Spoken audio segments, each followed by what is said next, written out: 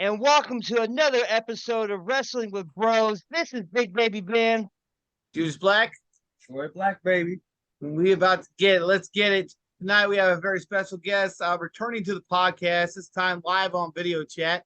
Last week in wrestling is Danny Musso. How you doing, man? What's going on, guys? How's everyone doing tonight? Good. Doing all right, can't complain. I can't complain. No. I see your AEW hat on, and we're actually going to start out with some AEW news. Adam Edge Copeland making his AEW debut with the stare down with Christian. How you feeling about that, Danny? Look, I'm happy. You know what I mean? As a wrestling fan, I'm happy. I'm happy to see Edge, Adam Copeland, whatever he's going to call himself nowadays, back over here on the wrestling. It's exciting. It's really crazy. Honestly, I'm still reeling from it, to be very frank. I keep seeing it all over my TikTok. I keep seeing it all over my Instagram feed. I mean, everywhere you go, you see Edge's entrance. You see him hitting Nick Wayne and everybody from last night. So all in all, it's been one hell of a sighting. You know, I don't really know what the words are to say. It's crazy. You know, he's back. He's really back. Like he's in the flesh. He's doing his thing. I'm so happy to see him. It's going to be great for him to finally be, a part of the wrestling community again. He took his time off after his little retirement match in WWE, and now he's back in action with AEW. And I think he has a lot going for him this time around. You know, now we have him with a brand new generation of superstars, of course, his best friend Christian, and a whole lot more opportunities and titles for him to win. So this is it's a big win, for all of us, for fans alike. We're eating well. For fans that are coming onto this new AEW promotion, we're eating well. And for those who are like, fuck Edge, no, we don't like Edge, he's a traitor, he's this, he's that, you know what, fuck you too, but how about that? Because guess what? Edge is doing his thing. I'm happy. He's happy. He's back in the ring, and that's all that matters to me. So I'm with it. I'm happy. Edge, Adam Copeland. I guess that's what we have to call him now by his name, because Edge has been taken by the WWE. But he'll always be Edge to me. Is back in action, and I'm happy for it. Absolutely. Troy Black, what do you think about Edge going to AEW? Come on, baby. I'm a motherfucking Edge head, bro. I've been, Edge head since the beginning. So, when I seen Edge come back and seen him on AEW, my jaw dropped, hit the floor and started rolling. I'm ecstatic. I'm ecstatic because, one, I get to see my, favorite superstar wrestle again, and for a longer, maybe for another extended period of time. And on top of that,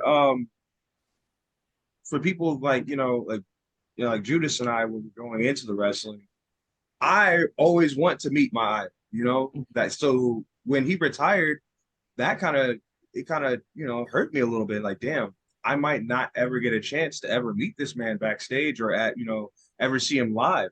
Now I get the fucking chance again. So I'm happy Edge is back, aka Adam Copeland, whatever he wants to call himself. I'm very glad that he's back.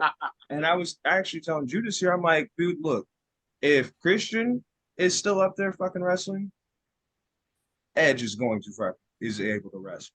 Period. Correct. And the way he came back, I felt like there's no other better way. No other better way. Nobody knew he was coming. They see a little intro like on the screen or whatever, and they hear his music drop. The whole crowd goes wild.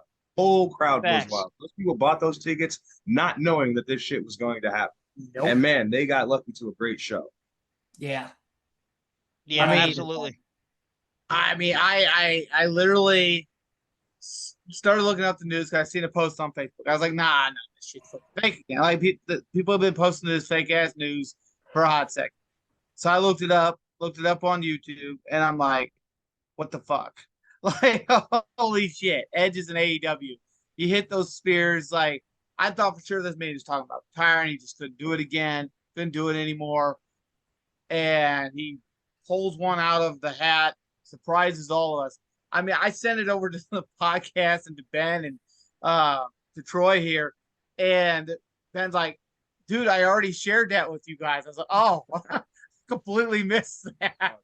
I was watching live, so when I saw this whole thing go down, and the look on Christian's face, and let's not forget Christian, one of the hardest workers in the game. Him and Edge are going to put on a show in AEW. Oh yeah, definitely. I hate to cut in, but are we not going to talk about that botched move by Christian during the match where he dropped that man pretty much like from the top of the ring? Did you see? Oh, that Did you see that there was an angle, someone got it from a fan, they got an angle of him when he was holding Darby on the side of the ring, going to throw him on those steel steps. You could see like the fear of like, I don't want to fucking do this from Christian. And then you could hear him like mouthing the word fuck. And he just threw him on there. And he was just like, that just sounded like it hurt.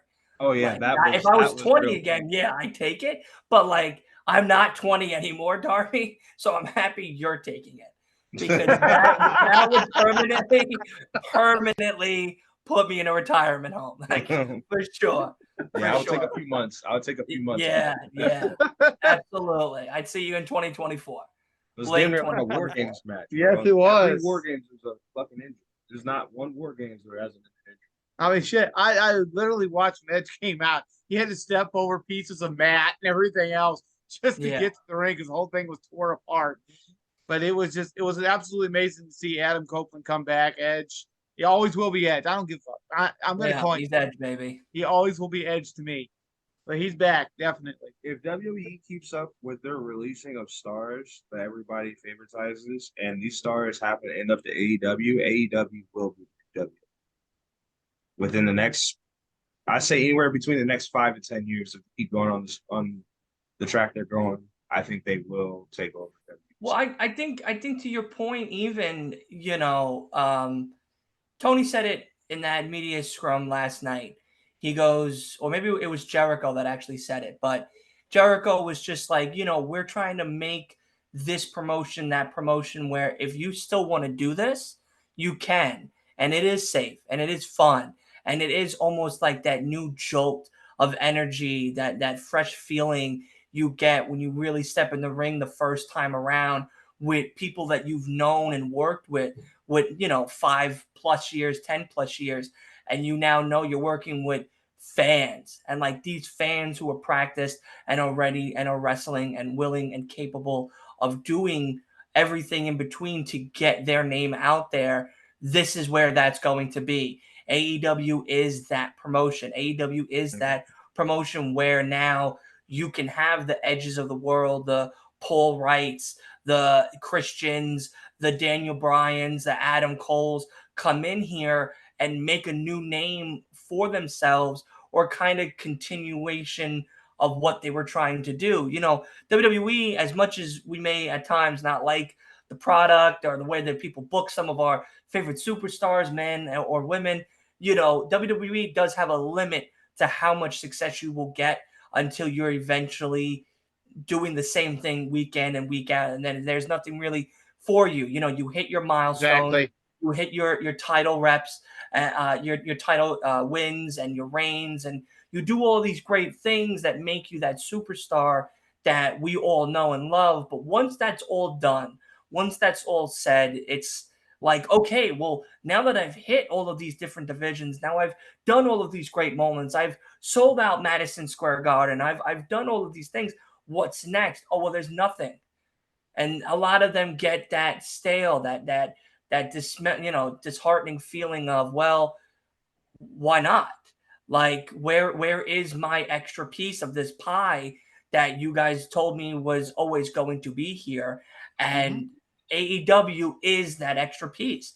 AEW is that never-ending portion that you are just a fan of, and you can do it at your own leisure. Mind you, a lot of these men and women go out of their way to work in New Japan and in Ring of Honor and in indie shows. Like Chris Statlander's coming back to Long Island October 13th to wrestle after she just was in AEW, after she just did a pay-per-view at Wrestle Dream. And to have that opportunity is awesome because a lot of them are just signed and are put in one location, and then that's that. You can't leave, you can't do nothing. It's WWE or nothing. And now with AEW, it's like, well, you can be in AEW, or you could be in New Japan, or you could be in Ring of Honor. You could also go to Evolve. You can go to MLA. You can go to ALW. You can go to Long Island. You can go here. You can go there. And it makes it a lot easier for these superstars to continuously branch out and hit new and exciting more peaks. So, and I think that's what AEW has been so proud of themselves on honing into, that makes them a very fun and awesome company to work for. I pretty much compare them to the iPhone and Android. Like, WWE is your iPhone. There's certain things that you can do, certain things you can't, and your AEW is like your Android. Has a lot more features to it. You can do a lot of different things. You can exchange a lot of different things on an Android If you versus can. an iPhone. Yeah. So Exactly. I agree with that. I agree with that. Yeah. So, Yeah. No, I'm happy for him. And Edge looks good. It looks like he still can spear the shit out of you, even though it's on that hard wood last night. I'm excited to see what and who he's going to face after Luchasaurus, and I'm excited for Wednesday. I mean, it's gonna be wild. I'll be doing a watch along, so everybody here is welcome to watch and hang out in the comments and shit. But I tell you now, I'm excited. I'm excited for what's to come for Edge, for sure. And I think AEW is that perfect spot for him. Mm-hmm. All right. So on Fastlane, there's a couple things I wanted to cover. John Cena and LA Knight versus the Bloodline. Troy Black, where are you at with this one? Boring. The whole pay-per-view is boring. I don't Yeah. feel like it's boring necessarily because the bloodline. I just feel like LA Knight and John Cena, dude, you're just trying to put anybody with John Cena to see who fits best. And this shit's boring. Like, it's not good. It's stale. Like, there could be so much more hype. But I mean, if it's one of those things that have to happen to set up for a bigger pay-per-view in the future, then I guess it has to happen. But as far as what I plan to see in the match, I mean, I plan to see some dirty shit, of course, from the Bloodline as per usual. I plan to see John Cena try to play the people's hero as per usual. And I think John Cena, LA Knight have a good chance of winning this one, just because it seems like Solo and Jimmy are way off. They're not on, they're not on par with each other, not on the same wave. So I definitely expect to see John Cena come through with the win, along with LA Knight. So, I mean, John Cena is my boy. I followed that man since he debuted in 2002. And I think it's going to be a good match. I mean, yeah, it's going to be your typical John Cena coming for the win, that kind of stuff. There was talks, and it's rumors, obviously, but that there may be a switch up last second of Randy Orton, if he is cleared, that he could potentially be entered into that match. But we've been playing this game with this Randy Orton return for so long that at this point, it's like, that's my boy. What's going to happen? I want that so bad. I think we're going to see John Cena, whether it be LA Knight or Randy Orton. I think we're going to see a victory from John Cena, John Cena's team. Let's just put it that way. Because the Bloodline, yeah, Jimmy's all hyped. I'm back in the Bloodline and this and that. But what the hell are we doing here? Because Jimmy was kicked to the wayside by the Bloodline. Jay was kicked to the wayside by the Bloodline. But all of a sudden, now we're going to bring Jimmy back into the fold. I'm just not behind it. I'm not. We were breaking the Bloodline down. We were finally coming to the final wraps of this story. And now we're trying to piece things back together just to make it last. I think with the WrestleMania 40, where Roman Reigns will finally, hopefully, lose his title. I think it's a stale match too, but I'm always hyped to see my boy on TV and just to see at least one more match. So, yeah. Danny, how you feeling? Do I have to pick somebody? Do I have to actually pick somebody? Could I say, like, I want the fans to win? Can I just say the fans, hopefully they win, who's buying those poor tickets and is going to sit there for 3-4 hours to watch Fastlane. Can I say they're the winners of this match? No. You know, I don't know. I don't really know who I really would want to see win. I mean, yeah, I'm an LA Knight fan, of course. I too watched Cena come from 2002 Ruthless Aggression all the way to Dr. Thugonomics to the Fruity Pebbles to now with the bald spot and still doing the attitude adjustment. And what is it, Fast 25 now? I think he's in with the Fast and Furious franchise. Mhm. So,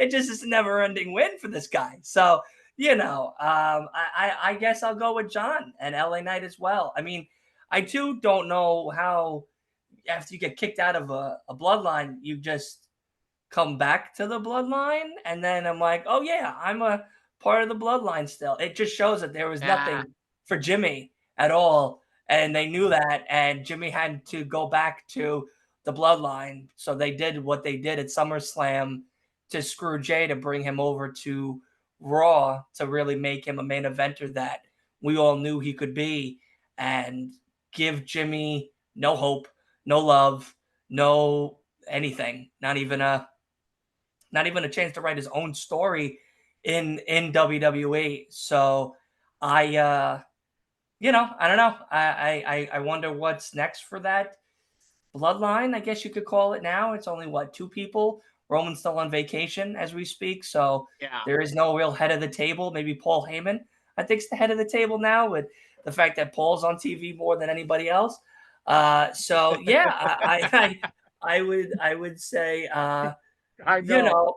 it's if it's not Cena and LA Knight and they do give it to Solo and Jimmy better turn on Solo. Like that'll make this match from like a 1 to a 2, in my opinion, like automatically in that ranking. Cause it's just like, who the fuck cares at this stage of the game? Like really, it's like Jerry Lawler coming back for one night before a heart attack, Like I'm waiting to see what the hell is next for this poor bloodline nonsense that they got. We're done with these innings, right? I mean, someone's telling me we're in the 4th inning. I hope we're in the bottom of the 9th because this is stale ball game right now.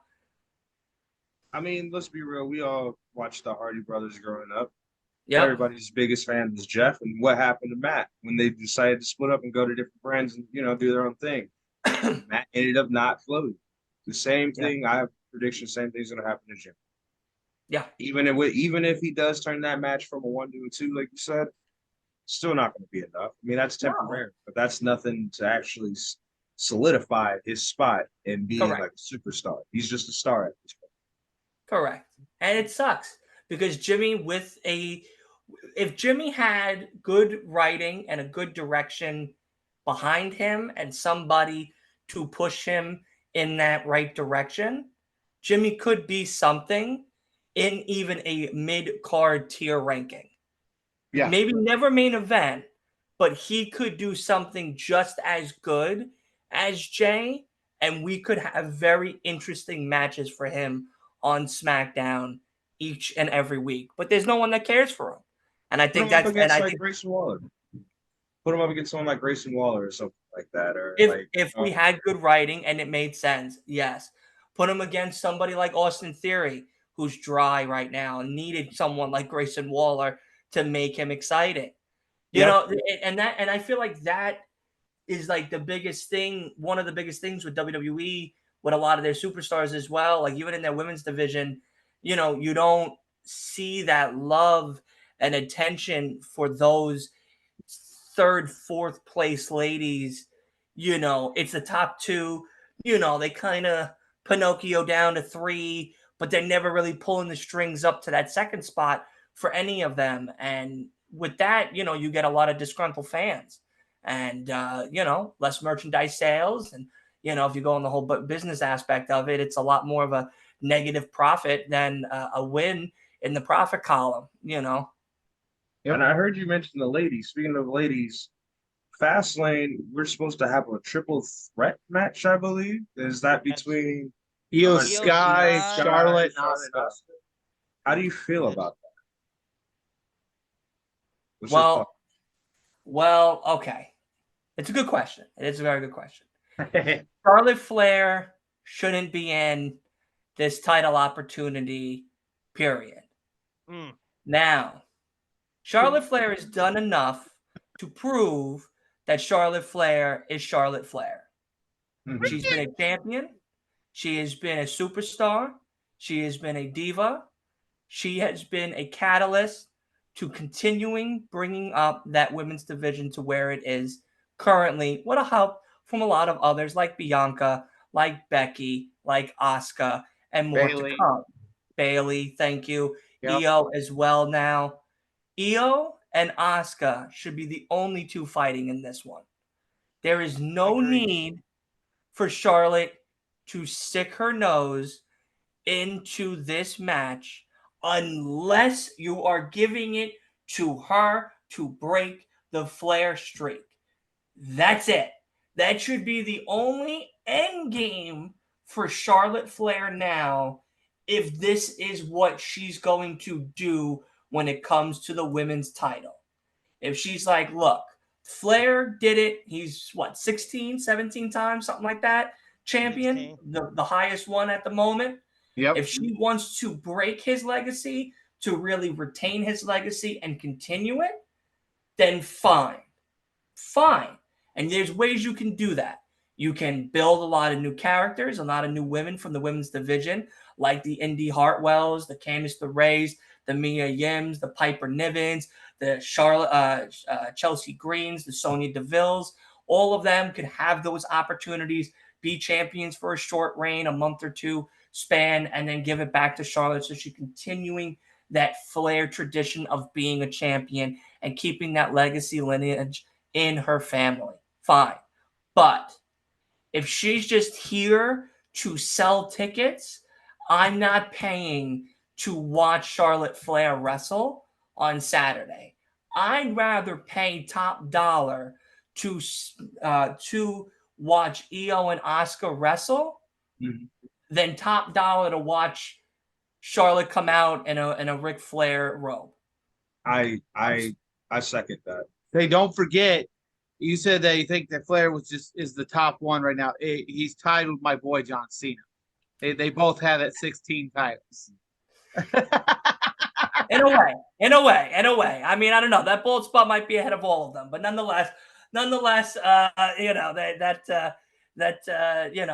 we shall see. But I don't care for it either. I honestly, like, none of these matches in Fastlane are exciting. None of these matches in Fastlane make sense. If we saw, okay, it's Io and Asuka for the women's title. Okay, that's good. We want that. Fans want that. We were expecting it when Io won, and we saw that little moment between the two of them and the 2 weeks leading into that title championship reign, which was a week or two ago on SmackDown. Now we have Charlotte, who was just hanging out on the sideline, now getting involved. It's like, come on, like this is just shitty writing here, guys. Like this is just terrible. This is terrible booking, just so that way Charlotte Flair could be in a pay-per-view. Charlotte Flair could be in the pay-per-view, but give her something. Give her a match against Bayley. I agree with that. Give her a match against Sonya Deville if Sonya wasn't injured. Give her an opportunity to fight one of these winners from that title match down the road on SmackDown and build up that good story between either her and Asuka or her and Io. And then if you want to have this type of triple threat, have it as a story building into it than her just being like, oh, I'm here and that's that. And now I get my opportunity. So, yeah, What are you laughing at? I agree. I also, but well, nothing with you, man. Nothing with you. Sure, yeah. I was like, there's something in my room that I don't know about. I'm like, I'm looking at my camera. I'm like, what's going on here? What are these guys laughing about here? No, he's just such a fuck sometimes. I gotta say though, I agree with you with the Charlotte Flair. She doesn't need it. I'm backing, honestly, I'm backing the underdog in this, and that's Io Sky. I honestly want her to keep the title. I'm an Asuka fan. Yeah. So I'm an Asuka fan too, but Io and Asuka could have a trilogy. I had to, and they could have an amazing trilogy, and the title could go back and forth, and nobody would be mad at it. If I there had was to mention writers that were very excited for the both of them, like us fans are excited for the both of them, they could have an amazing trilogy that ends in Survivor Series, and nobody would be mad at the ending of that show. I wanted to list the most interesting match of the women's first because there are rumors that another match there's a possibility that we might see Rhea Ripley go against Nia Jax. Okay, well, as long as maybe a refrigerator's in the mixer as the referee, then I think there's a real competition there for the three of them. You know what I mean? Whatever last turkey sandwich is in that fridge for Nia Jax is probably the only competition she's gonna have. Listen, I can't stand her. I can't stand her. I wouldn't sit for her either. So I'm not a fan. Like, there's nothing about Nia Jax that makes me wanna get up and shout. That wants me to go, oh my God, Nia Jax is back. Like, nothing at all. She's not safe.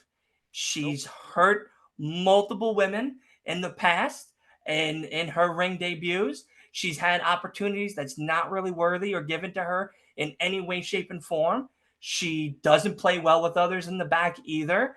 I'm happy she can crush women, I guess, and injure them and give them their vacation time. Like, that's great. Maybe use her as a catalyst for PTO time. But generally speaking, like, The PTO. Yeah, the PTO. That could be her signature move. Like, people would love it. I pay to watch that.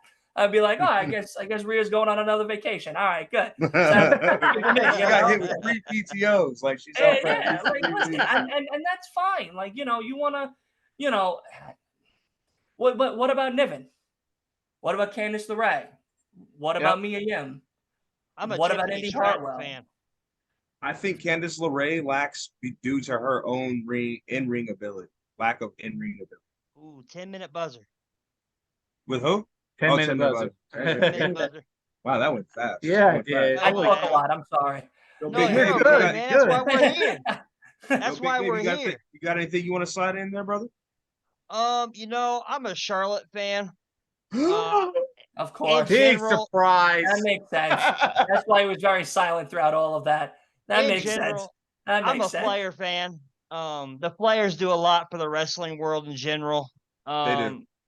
I'm just a huge Flair fan. I was a big fan of Rick, so I'm a fan of his daughter too. But I did really want to cover, and I did really want your guys' opinion on the Seth Rollins versus Shinsuke match. I'm very excited for it. I think if they do it right, it's going to be a big match, but they have to do it right.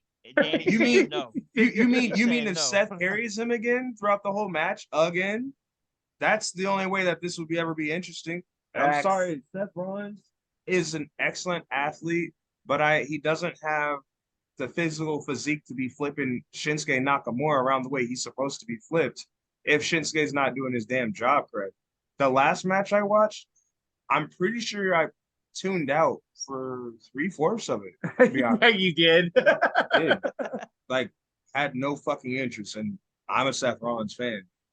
And I mean, I already knew Seth was going to win, so I wasn't really worried about it. But Shinsuke just was not performing very well. He just wasn't. So Shinsuke needs to go back in the closet. I'm not going to be excited about this. If anything, Shinsuke should probably go for a mid-card title, or maybe try his luck out in NXT, just so you know what he can do out there. But this ain't working for him. It has not been working for him since he hasn't had Cesaro.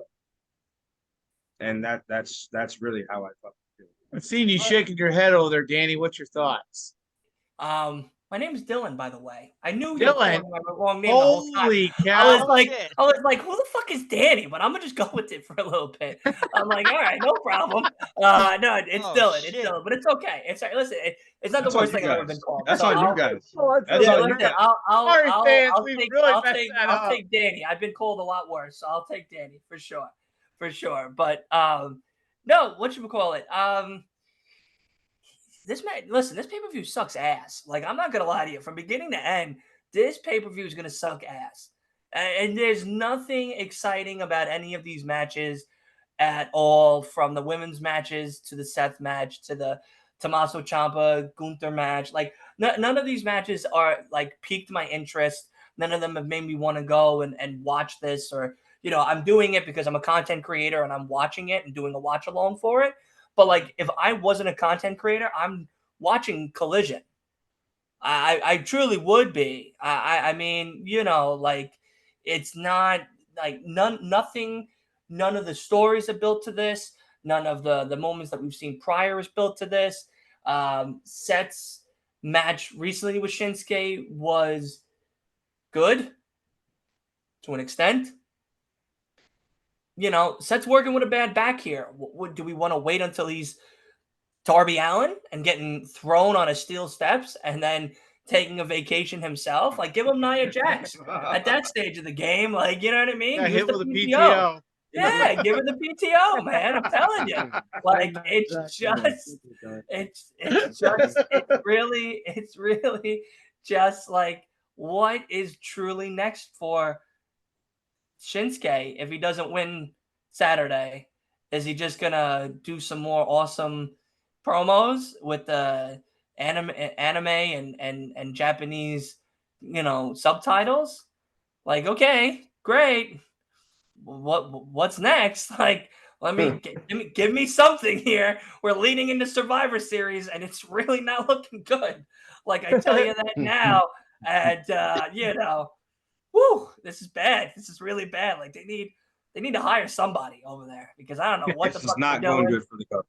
No. Yeah, I don't know what the I fuck mean, they're doing over they there, did- but They did just pick up Jade Cargill from AEW. and I'll That's tell you major. this is something that I honestly want to hear everyone's opinion on, including you, Ben. With Jade, do we really think that she should start in the main roster right away? No. No, I mean, I would personally like to down the road. I would like to see Jade Cargill versus Rhea Ripley, but I think she needs to kind of be brought in, maybe NXT starting out, show what she's got, prove what she is, and then work her way to the main roster. But not right away. I mean, I she feel can like wrestle them. I feel like There's a difference between AEW wrestling and WWE wrestling. True. Yes, That's there true. is. Totally different space. But go ahead, because I want to hear. I'm going to say my theory after Troy, and I want to hear your take. I'm thinking if they were to bring her on the main roster of WWE, she's gonna burn out because they're not gonna completely know how to use her. They're gonna waste good talent like they did with my boy Karrion Kross, and they're just gonna end up getting rid of her. She's gonna be sitting on the fucking sidelines, owned by WWE for who fucking knows how long. They're gonna use her for a fucking fraction of it, and she's gonna be sitting. I think she signed a 3-year deal. NXT, I think NXT. I think too. You go to NXT for a year. You learn your in-ring ability, your promo skills, your mic skills. You get all your training for the first year. The last 2 years of your contract, go to Raw, go to SmackDown. I don't care. Work, start getting up with a lot of the other women that are not getting matches and not getting a look. It's perfect training again for her. The first 6 months of her on the main roster. Let her debut at the Rumble of that following year after her 1-year stint with NXT. If she needs somebody, if she really needs somebody, you give her to Paul Heyman, and Paul will make her into the superstar that we all know she can be. There you go. That's it. There you go. That's it. If you want Jade Cargill and Bianca Belair, you give her to Paul. You want Rhea Ripley and Jade Cargill, you give her to Paul. You don't let her get it on her own, because I guarantee you they're not going to let her get it on her own. They're going to give her mid-card treatment for a very long time and then give her an opportunity for the main women's belt, whether it's on Raw or SmackDown. And if they're going to give it to her, they're going to give it to her for a very short time, give it back to someone like Becky or maybe Bayley, Charlotte Flair, someone else that doesn't need it, that doesn't need any of it, and then put her right back into that mid-card and burn her out. Or you just bring her to the main roster and let her sit on the bench. Or if you want to give her nice PTO time, you call in the queen herself and give her that PTO. And that's really it. Send in Nia Jax. We ain't got nothing for her. Yeah. You're done with this? Pressure. No problem. We're sending in Nia Jax. That's Yep. it. She ain't far. She's in the cafeteria. She ain't far. She ain't hard to miss. She ain't gone nowhere.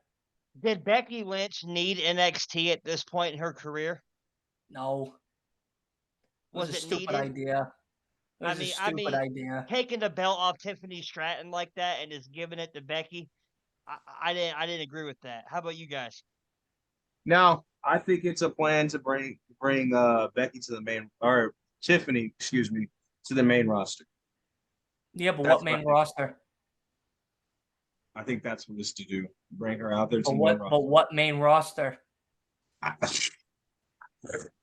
SmackDown. Yeah, Raw? SmackDown needs more. I think it'd be SmackDown needs Raw. more. I think it'd be Raw. I think it'd be Raw. Tiffany Stratton probably be on Raw, but she's You got new. Zoe Stark already, and you got Shayna Baszler. All right. I Well, don't know. I guess we'll have to see. I guess we'll have to wait and see on that one. Big Baby.